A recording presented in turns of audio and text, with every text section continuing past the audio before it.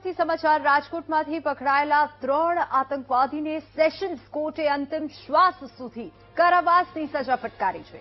ત્રણેય આતંકવાદી વર્ષ 2023માં રાજકોટની સોની બજારમાંથી પકડાયા હતા અને એટીએસની ટીમે ચોક્કસ બાતમીના આધારે કાર્યવાહી કરી હતી।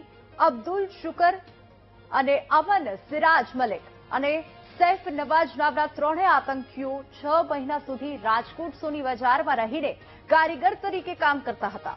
મૂળ પશ્ચિમ બંગાળના ત્રણેય આતંકવાદીઓ આતંકી સંગઠન અલ-કાયદા સાથે જોડાયેલા હતા અને અલ-કાયદાનો ફેલાવો કરતા હતા। તેઓ સોની બજારમાં અન્ય મુસ્લિમ કર્મચારીઓને ઉશ્કેરતા પણ હતા। આતંકીઓ મુસ્લિમ કારીગરોને ભારત વિરુદ્ધ ભડકાવવાનું કામ કરતા હતા તેવી બાતમી પોલીસને મળી હતી અને બાંગ્લાદેશી આતંકીઓ પશ્ચિમ બંગાળથી રાજકોટ પહોંચ્યા હતા અને દેશમાં આતંકવાદના મૂળિયા નાખવા માંગતા હતા।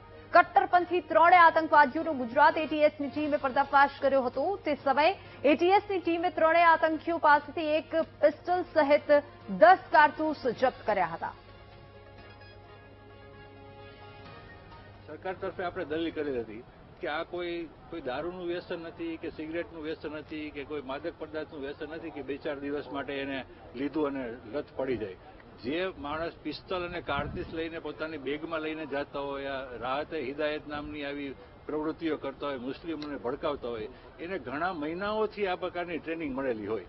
એટલે આવા વ્યક્તિને જો 2-4 કે 4-5 વર્ષની ખાલી ફક્ત સજા કરવામાં આવે તો પછી જેલમાં જઈને એ એકદમ સિઝન થઈ જાય અને જે મોટા મોટા ત્રાસવાદી સંગઠનો છે એ આવા જ વ્યક્તિઓને ગોતતા હોય છે કે જે ચુસ્ત મુસ્લિમ સમાજમાં રહેતા હોય। એટલે એટલા માટે થઈને આને આજીવન કેદની સજા કરવાવી જોઈએ અને આપણી દલીલો બધી માન્ય રાખી અને આઈબી પઠાણ સાહેબ છે અધિક સેશન જજ, એમને ત્રણેયને અંતિમ શ્વાસ સુધી આજીવન કેદની સજા, સખ્ત કેદની સજા ભોગવવાનો હુકમ કરેલ છે।